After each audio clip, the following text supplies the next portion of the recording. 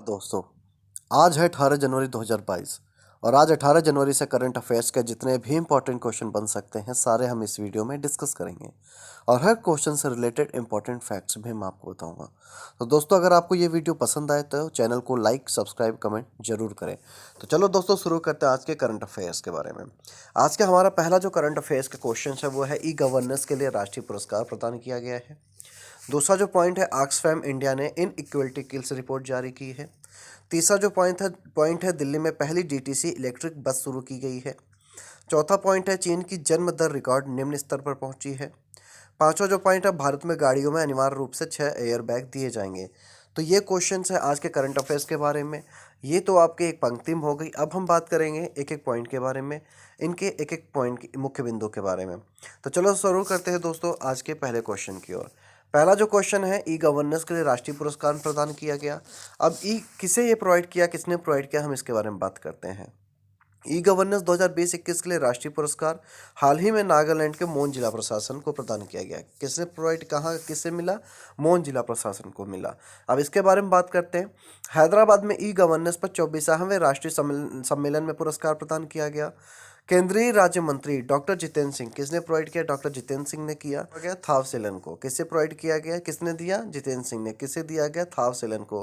किसको मिला? मोन जिला प्रशासन को। अगला जो पॉइंट है, ई गवर्नेंस के लिए राष्ट्रीय पुरस्कार मोन जिलों को कोविड-19 के प्रबंधन में आईसीटी का उपयोग की श्रेणी 6 के तहत प्रस्तुत किया गया था। इसका उद्देश्य जिला प्रशासन द्वारा की गई पहलों को सम्मानित करना था।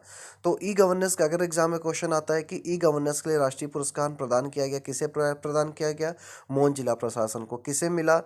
मोन जिले के उपायुक्त थावसेलन के को। किसने दिया? डॉक्टर जितेंद्र सिंह ने दिया। तो ये करंट अफेयर्स का पहला क्वेश्चन था। अगले क्वेश्चन की तरफ रुख करते हैं। अगला जो क्वेश्चन है, ऑक्सफैम इंडिया ने इन इक्वलिटी किल्स रिपोर्ट जारी की।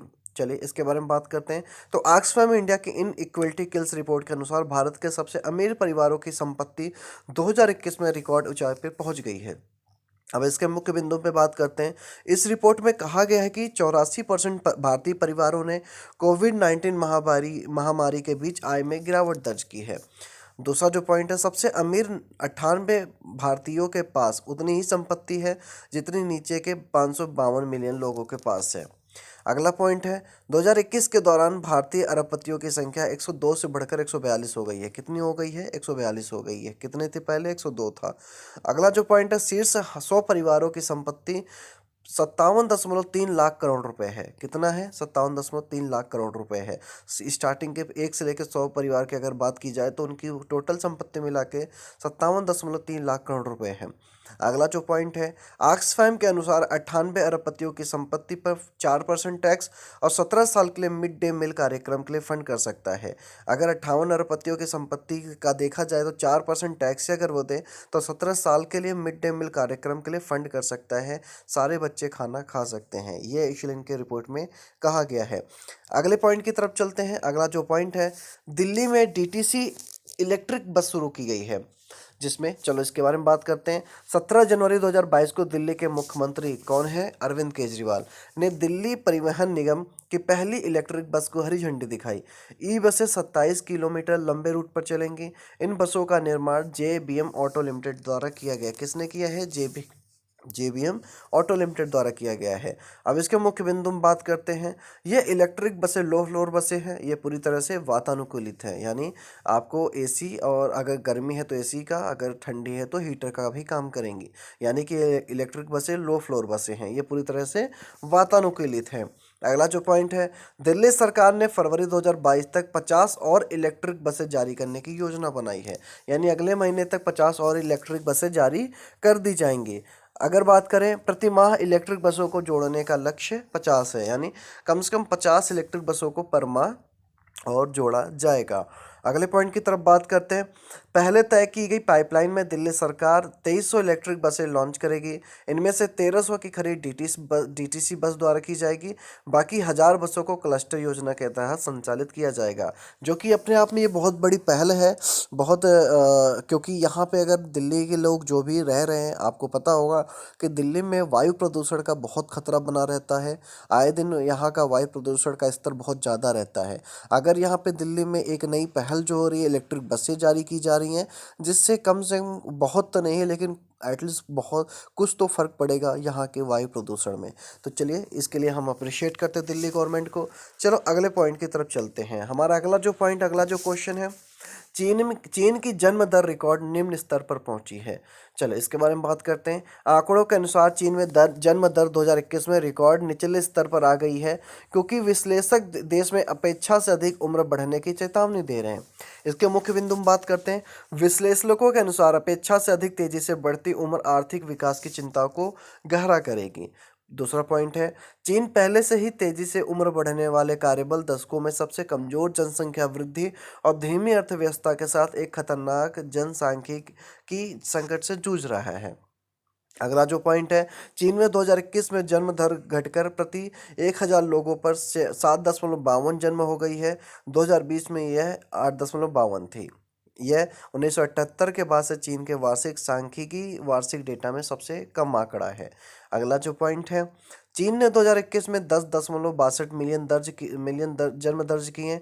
प्राकृतिक जनसंख्या वृद्धि दर घटकर 0.34 प्रति हजार व्यक्ति हो गई है, जबकि पहले यह आंकड़ा 1.45 था। चलिए बहुत अच्छी बात है। अगले पॉइंट की तरफ चलते हैं। अब अगला जो पॉइंट है, अब भारत में गाड़ियों में अनिवार्य रूप से 6 एयर बैग दिए जाएंगे। इसके लिए बात करते हैं। तो केंद्र सरकार ने 1 अक्टूबर 2022 से 6 एयर बैग अनिवार्य करने की प्रक्रिया शुरू कर दी है। भारत में बिकने वाली सभी कारों के लिए एयर बैग अनिवार्य कर दिए जाएंगे। ये बहुत इंपॉर्टेंट क्वेश्चन है, एग्जाम में दोस्तों आ सकता है। अब इसके बारे में बात करते हैं। एयर बैग एक बैग का उपयोग करने वाला अधिभोगी संयम प्रणाली है। इसके बारे में बात करते हैं। इसे टक्कर के दौरान जल्दी से फुलाकर और डिफ्लेक्ट करने के लिए डिजाइन किया गया है। यानी अगर आपके कार का टक्कर होता है तो आप एयर बैग जल्दी से फुलाकर डिफ्लेक्ट कर सकते हैं। इस तरीके से डिजाइन किया गया है। अगले पॉइंट की बात करते हैं। इसमें एयर बैग क्वेश्चन, एक इन्फ्लेशन मॉड्यूल, एक फ्लेक्सिबल फैब्रिक बैग और इम्पैक्ट सेंसर शामिल है। जैसे आपका एक्सीडेंट होगा अपने आप ये फूल जाएगा और आपको बचा लेगा। अगला जो पॉइंट है, 1 जुलाई 2019 से चालक की सीट के लिए एयर बैग के नियम को अनिवार्य कर दिया गया। सह यात्री के लिए एक एयर बैग का नियम 1 जनवरी 2022 से लागू हुआ था। अब केंद्र सरकार ने 1 अक्टूबर 2022 से 6 एयर बैग अनिवार्य कर दिया है भारत में सभी बिकने वाली कारों के लिए। अगला जो पॉइंट है, टक्कर के दौरान वाहन सवार को नरम कुशनिंग और संयम प्रदान करने के लिए कारों में एयर बैग लगाया जाता है। चलिए आज का ये क्वेश्चन, आज के करंट अफेयर्स के बारे में हमने बात किया। इनमें से आपको क्या नया सीखने को मिला हमें ज़रूर बताइए। चलिए आज हम बात करेंगे 18 जनवरी के इतिहास के बारे में, यानी 18 जनवरी का क्या इतिहास रहा है। अब हम इसके बारे में बात करते हैं। तो पहला जो पॉइंट है, हेनरी मॉर्गन ने 1670 में पनामा पर कब्जा किया। कब किया? 18 जनवरी 1670 में हेनरी मॉर्गन ने पनामा पर कब्जा कर लिया था। दूसरा जो पॉइंट है, ब्रेडनबर्ग के फेडरिक तृतीय 1701 को एशिया की गद्दी 1701 को प्रसिया की गद्दी पर बैठे। कब बैठे? 18 जनवरी 1701 को। अगला जो पॉइंट है, 1778 में हवाई द्वीप समूह की खोज करने वाले जेम्स कुक पहले यूरोपियन बने। कब बने? 18 जनवरी 1778 में। अगला जो पॉइंट है, अमेरिका में एरिजोना परिसंघ क्षेत्र का 1862 में गठन किया गया। कब गठन किया गया एरिजोना परिसंघ क्षेत्र का? 18 जनवरी 1862 को। वेस्ले कॉलेज मेलबर्न की स्थापना 1866 में हुई है। यानी 18 जनवरी 1866 में वेस्ले कॉलेज मेलबर्न की स्थापना हुई थी। एक्सरे मशीन का पहला प्रदर्शन 1896 में किया गया था। कब किया गया था? 18 जनवरी 1896 में किया गया था।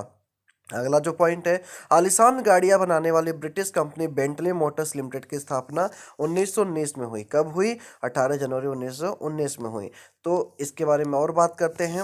अगला जो पॉइंट है, सन 1930 में महान लेखक रविन्द्रनाथ टैगोर ने राष्ट्रपिता महात्मा गांधी के साबरमती आश्रम की यात्रा की। यानी 18 जनवरी 1930 को रविन्द्रनाथ टैगोर जो महान लेखक थे ने राष्ट्रपिता महात्मा गांधी के साबरमती आश्रम की यात्रा की। एग्जाम में अगर क्वेश्चन आता है कि रविन्द्रनाथ टैगोर ने महात्मा गांधी के साबरमती की आश्रम की यात्रा कब की थी, तो सही जवाब होगा 18 जनवरी 1930। ओके, अगले पॉइंट की बात करते हैं। झूठ पकड़ने वाली मशीन का 1951 को नीदरलैंड में पहली बार इस्तेमाल हुआ। यानी 18 जनवरी 1951 को नीदरलैंड में पहली बार इस्तेमाल हुआ झूठ पकड़ने वाली मशीन का। अगला जो पॉइंट है, राष्ट्रपति महात्मा गांधी की सहयोगी मीराबेन ने 1959 में भारत छोड़ा। कब भारत छोड़ा? 18 जनवरी 1959 को। अगले पॉइंट की बात करते हैं। अमेरिका ने 1962 में नेवादा में परमाणु परीक्षण किया। ये एग्जाम में बहुत बार क्वेश्चन आ चुका है और आएगा भी कि अमेरिका ने परमाणु परीक्षण कब किया था। तो 1962 में, 18 जनवरी 1962 में कहाँ किया था? नेवादा में किया था।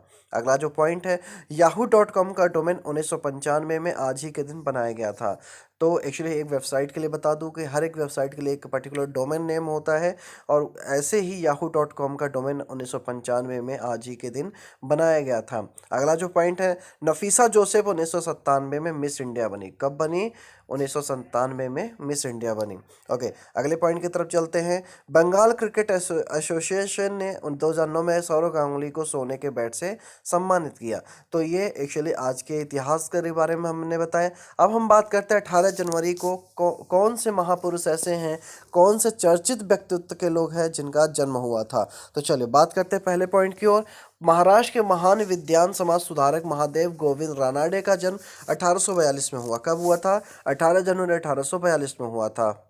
मुक्केबाज मोहम्मद अली का जन्म 1942 में हुआ था। कब हुआ था? 18 जनवरी 1942 में हुआ था। अगले पॉइंट की तरफ चलते हैं। अमेरिकी राजनेता डेनियल वेस्टर का जन्म 1782 में हुआ। कब हुआ था? 18 जनवरी 1782 में हुआ था। क्रिकेटर खिलाड़ी विनोद कांबली का जन्म 1972 में हुआ था। कब हुआ था? 18 जनवरी 1972 में हुआ था। भारत की सर्वश्रेष्ठ बैडमिंटन खिलाड़ी अपर्णा पोपट का जन्म 1978 में हुआ। कब हुआ था? 18 जनवरी 1978 का जन्म हुआ था। बॉलीवुड अभिनेत्री मिनीषा लांबा का जन्म 1985 में हुआ। कब हुआ था? 18 जनवरी 1985 में हुआ था। तो ये वो रहे कि जो चर्चित व्यक्ति हैं जिनका जन्म हुआ था आज के दिन। अब हम बात करते हैं 18 जनवरी को हुए निधन के बारे में। तो पहला जो पॉइंट है, 1947 में आज ही के दिन प्रसिद्ध भारतीय नेता और गायक कुंदन लाल सहगल का निधन हुआ। कब हुआ था? 18 जनवरी 1947 को। 1955 में आज ही के दिन उर्दू के प्रसिद्ध कवि और लेखक सादत हसन मंटो का निधन हुआ। कब हुआ था? 18 जनवरी 1955 को हुआ था। अगला जो पॉइंट है, 1966 में भारत के प्रसिद्ध गणितज्ञ बद्रीनाथ प्रसाद का निधन हुआ। कब हुआ था? 1966 को। किस डेट को हुआ था? 18 जनवरी को हुआ था। 1996 में अभिनेता और राजनीतिक एन टी रामाराव का निधन हुआ। 18 जनवरी 1996 में अभिनेता और राजनीतिक एन टी रामाराव का निधन हुआ। अगले पॉइंट की तरफ चलते हैं। 2003 में मशहूर अभिनेता अमिताभ बच्चन के पिता तथा हिंदी भाषा के प्रसिद्ध लेखक और कवि हरिवंश राय बच्चन का निधन हुआ। कब हुआ था? 18 जनवरी 2003 को हरिवंश राय बच्चन का निधन हुआ था। अगले पॉइंट की बात करते हैं। दुनिया के सबसे वृद्ध महिला जूली विनफ्रेड बंडरट का कनाडा 2007 में निधन हुआ। दुनिया की सबसे वृद्ध महिला थी, कौन थी? जूली विनफ्रेड थी। कौन थी? जूली विनफ्रेड थी। तो इनका निधन कब हुआ? 2007, 18 जनवरी 2007 को। कहाँ हुआ? कनाडा में हुआ। तो ये आज के करंट अफेयर्स के बारे में हमने डिस्कस किया। आज के इंपॉर्टेंट फैक्ट्स के बारे में हमने बात किया, इंपॉर्टेंट क्वेश्चंस के बारे में हमने बात किया। अगर आपको इस वीडियो से कुछ भी नया सीखने को मिला हो तो इस चैनल को सब्सक्राइब कर दें, लाइक और कमेंट शेयर जरूर करें ताकि हर एक अपडेट आपको टाइम टाइम तक पहुंचता रहे। ठीक है, अगर आपको कुछ कमेंट पूछना हो तो कमेंट सेक्शन में हमसे ज़रूर पूछें। आज के लिए इतना ही काफ़ी है दोस्तों। कल मिलेंगे हम नए ऊर्जा के साथ, एक नई तकनीक के साथ, एक नए तरीके की नॉलेज के साथ। तब तक के लिए जय हिंद, जय भारत।